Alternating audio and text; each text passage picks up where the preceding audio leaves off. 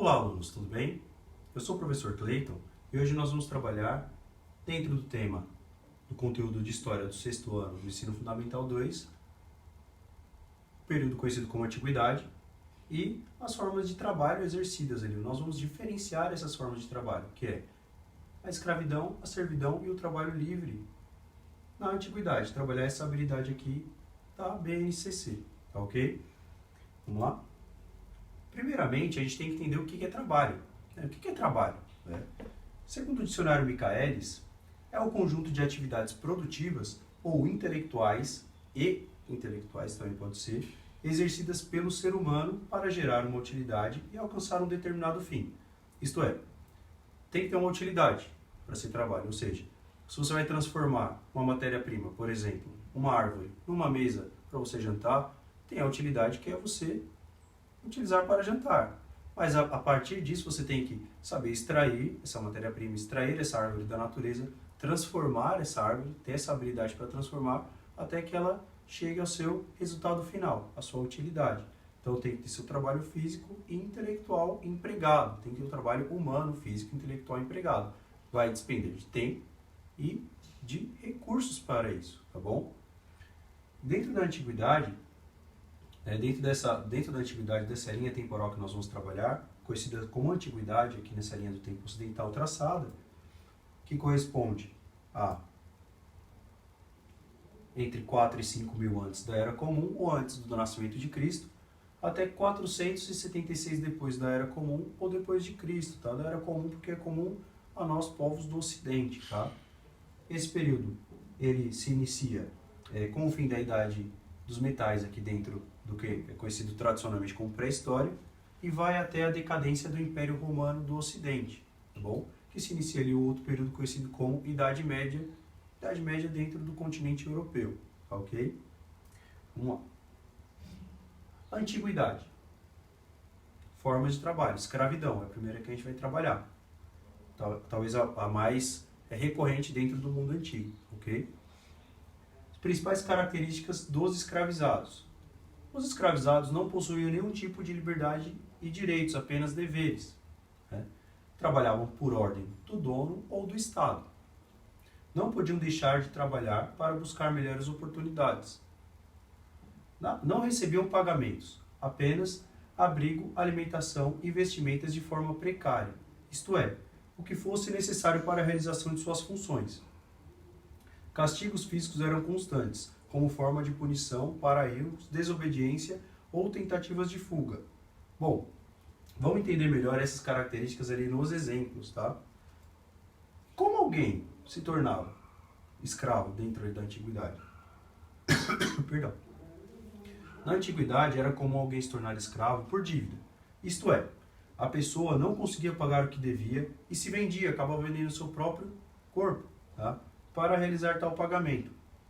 Outra maneira muito comum de se tornar um escravo era através das guerras. Era muito comum ter guerras ali, né? O conflito bélico ele era constante dentro ali do mundo antigo, tá?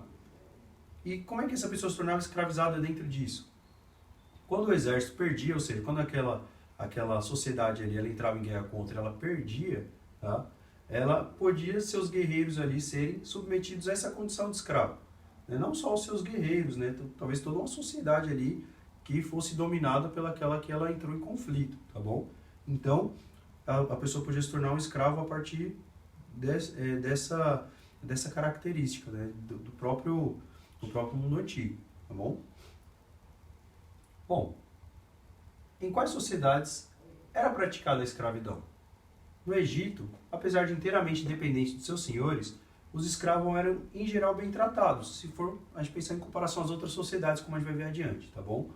Mais pacíficos e tolerantes do que outros povos da mesma época, os egípcios viam-se obrigados a dispensar uma certa segurança aos seus escravos, ou seja, eles eram cuidadosos com seus escravos. Por quê? Porque eles eram muito numerosos em tempos de guerra. Imagina alta sociedade, menos numerosa, ela depende dos escravos para quê? Para combater nas guerras.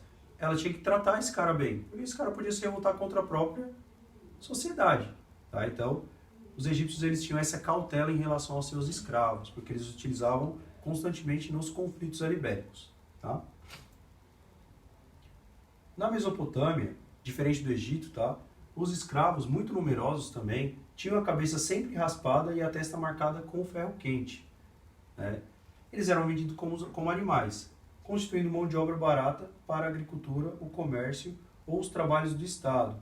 Muitos escravos eram antigos homens livres pobres que se tinham vendidos como escravos, a fim de poder sobreviver.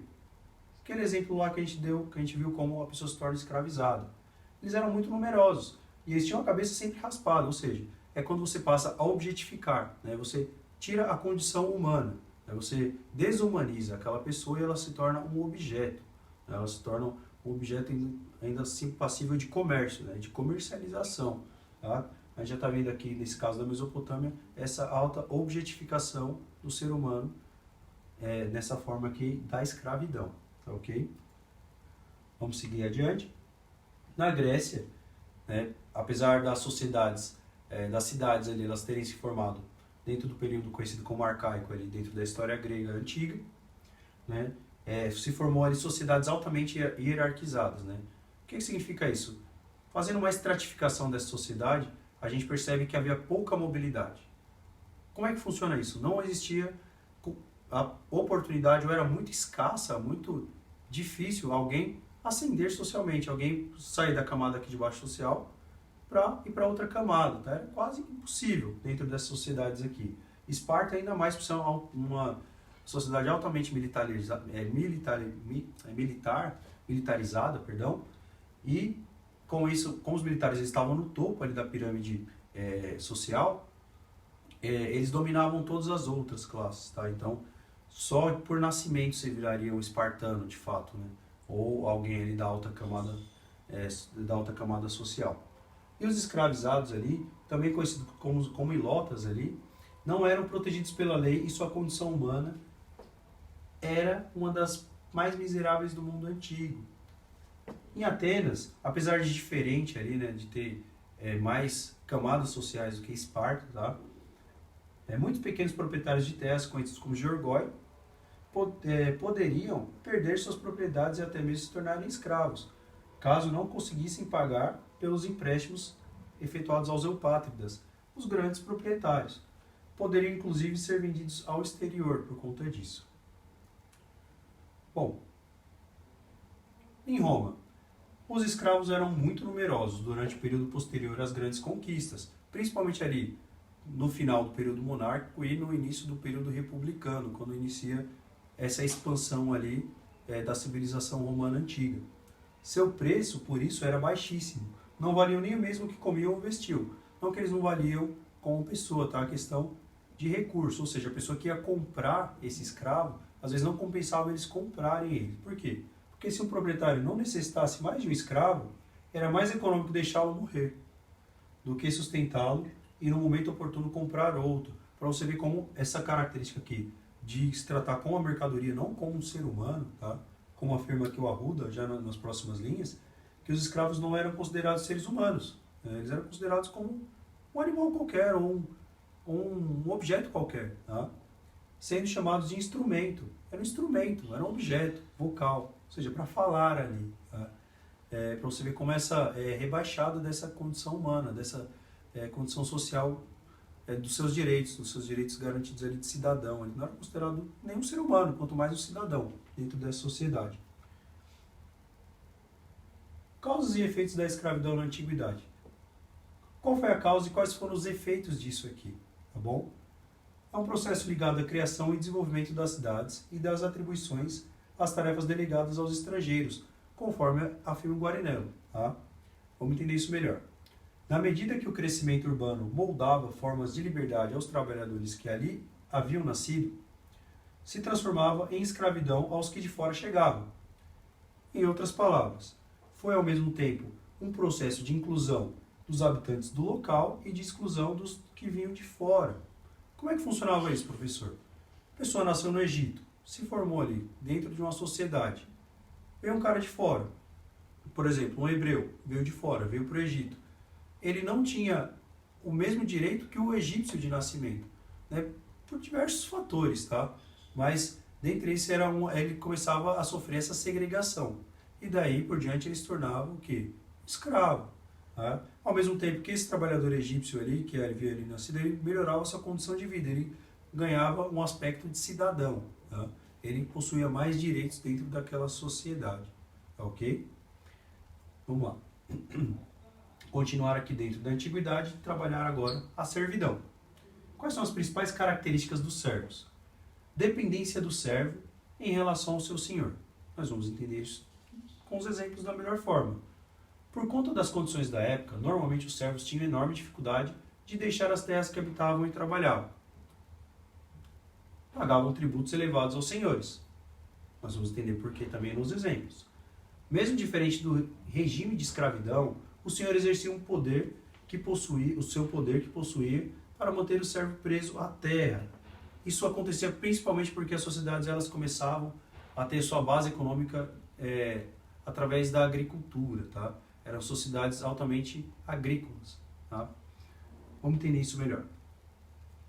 Como alguém se tornava um servo? Na antiguidade, em diferentes épocas e sociedades, a servidão acontecia quando um dono de grandes propriedades de terras permitia aos camponeses seu usufruto, em troca do pagamento de altos tributos, geralmente pagos em espécie, parte da produção. O que é usufruto? É quando a pessoa ela tem permissão para utilizar a terra que não pertence a ela, mas ela tem que pagar ali, tá, por isso. Ela não vai ser dona daquilo, ela tem que pagar para utilizar aquilo. Tá? Então ela tem o direito ao usufruto, mas ao mesmo tempo ela não é dona daquilo. Tá? A partir de então, o servo passava a deter ao seu senhor mais do que sua renda pudesse comportar, ficando preso à terra. Vamos lá, um exemplo. Ele tem que produzir 100 kg de trigo dentro de um período, de um mês, por exemplo. Tá? Mas teve um mês que teve uma chuva muito grande, ou o inverno foi muito rigoroso, né? Ou as estações elas não comportaram ali conforme eles previam, e essa produção ela se torna inviável. Mesmo assim, o senhor ele vai querer a sua parte. Caso o servo ele não consiga pagar a parte do senhor, o que ele vai fazer? Ele vai ficar devendo aquela parte. E ele vai tentar suprir no próximo mês. Não vai conseguir. E isso vira uma bola de neve. Tá? Ele vai tentando e ele vai ficando cada vez mais preso àquilo ali, porque as dívidas vão se acumulando até o momento que ele não vai mais conseguir sair dali. Tá bom? De tanta dívida que ele vai contrair. Ok? Deu para entender? Em que sociedade era praticada a servidão? No Egito, os camponeses executavam os trabalhos agrícolas nas terras pertencentes ao Estado, isso é importante, tá? As altas camadas sociais e até aos templos, para a gente perceber principalmente essa questão da hierarquização das sociedades antigas, recebendo em troca um mísero pagamento sob forma de produtos, o mínimo para sobreviver. O mesmo acontecia com os trabalhadores das pedreiras, das minas, das pirâmides e das oficinas artesanais. Tá? Já na Mesopotâmia, o Estado era proprietário geral de todas as terras. Por isso, recebia uma parte da renda da terra, sob forma de impostos. Esses excedentes, acumulados nas mãos do Estado, permitiam o desenvolvimento das cidades e do comércio exterior. Do mesmo modo, o trabalho que os indivíduos dedicavam à comunidade dedicavam anteriormente a esse período, tá, o período desse aumento dessa complexidade das sociedades ali no mundo antigo, né?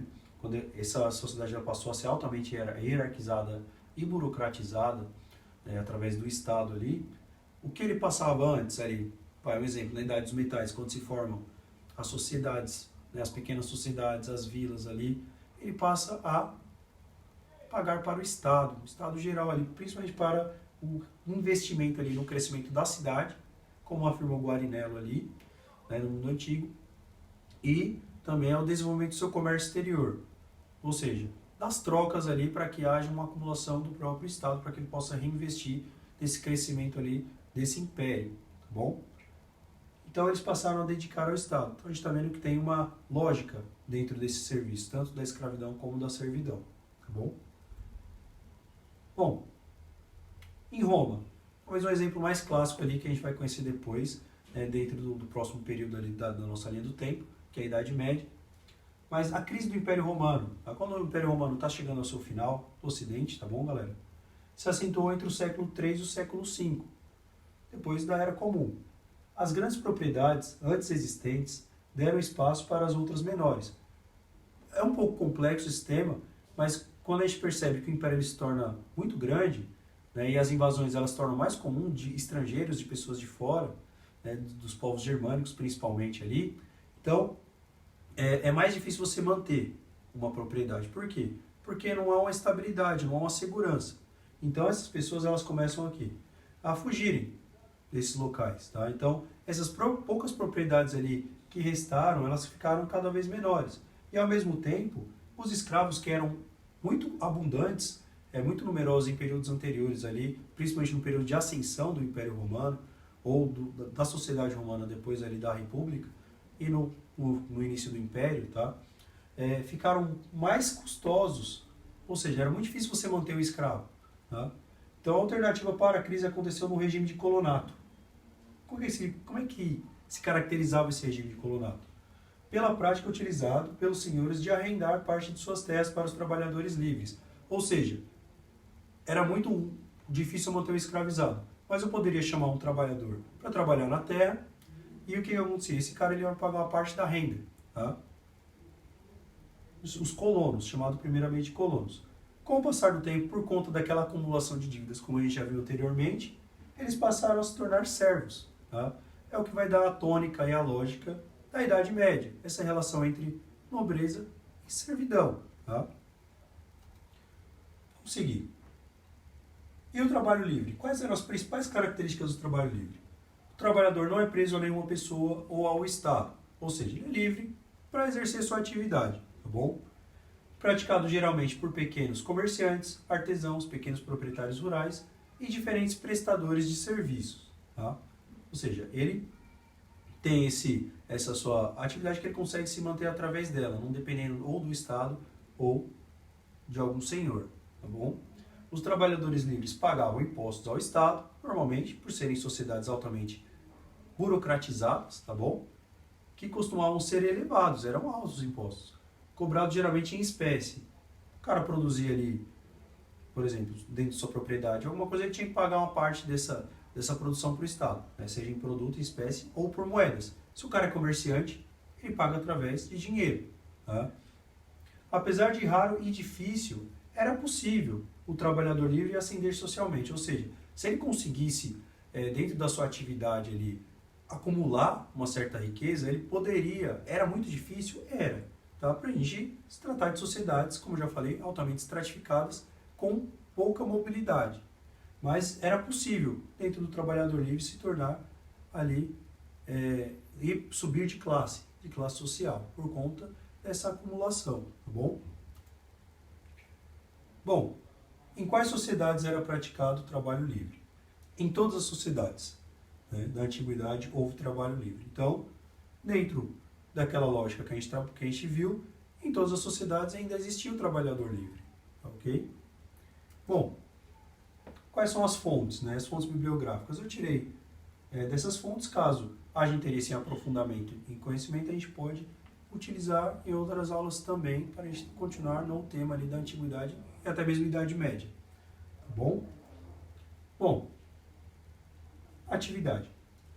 Nós vamos realizar um quiz nessa atividade de hoje. Vamos realizar essa atividade. Hoje, os alunos vão precisar usar o caderno, a caneta, lápis e borracha. E nós vamos formar um squad. O que é um squad? É um grupo, tá, galera? Nós vamos competir entre os grupos, ok? Vocês vão nomear o squad de vocês. O grupo deve se atentar às perguntas do quiz e escolher a alternativa que julgar correta. É necessário anotar a justificativa da escolha. Então, o grupo vai escolher a alternativa e vai justificar por que escolheu aquela. Vamos iniciar nosso quiz? Vamos começar? Bom, questão 1. O tempo para a resposta é 5 minutos. Vocês vão ler aqui a questão, tá? E nessa primeira questão, ela traz 3 características aqui enumeradas, tá? São 3 características, uma de cada forma de trabalho. E vocês vão ter que colocar aqui qual que corresponde a qual forma, qual característica corresponde a qual forma, tá bom? E em seguida, vocês vão assinalar a questão que corresponde à ordem correta dessas alternativas, tá? Na questão 2, tempo também para a resposta 5 minutos. Vocês vão ler esses 2 trechos aqui E em seguida, que lerem esses trechos, vocês vocês têm que verificar qual alternativa que contém a afirmação correta em relação àqueles trechos, tá ok? E justificar o porquê, porque vocês escolheram essa, tá bom? Questão 3. Tem esse outro trecho aqui, vocês podem perceber que está faltando algumas palavras, tá? Vocês vão ler esse trecho e em seguida vocês vão lá na alternativa, tá? E dentro da alternativa tem uma sequência de palavras corretas que vocês vão colocar aqui, tá? Vão colocar no texto aqui em questão. E vocês vão assinalar a questão, a alternativa, que trata dessa sequência correta e justificar o porquê vocês escolheram. Tudo bem? Questão 4. Vocês vão ler as sentenças aqui, são 4 sentenças, tá? E vocês vão marcar com V se for verdadeira e F se for falsa, em relação às afirmações que estão aqui, tá bom? Em seguida, vocês vão assinalar a alternativa que contém a sequência correta. Só lembre-se de sempre justificar por que vocês estão colocando essa alternativa. Tudo bem? Última questão. Vocês vão ler os 3 trechos aqui, elencados aqui como 1, 2 e 3, e em seguida, vocês devem o quê? Marcar a alternativa que contém a afirmação correta sobre os trechos anteriores, tá? São 4 alternativas e há uma correta. Vocês vão assinalar a que vocês julgarem correta e em seguida justificar isso, tá bom? Em seguida a gente vai discutir um pouco sobre as questões, vamos discutir sobre cada questão e vamos verificar ali a pontuação de vocês, tudo bem? Espero que todos fechem com 5 pontos aí, que consigam fechar com nota máxima. Muito obrigado, espero que vocês tenham gostado da aula, espero que ela tenha sido produtiva e que possa dar prosseguimento aos próximos assuntos aí do currículo. Muito obrigado.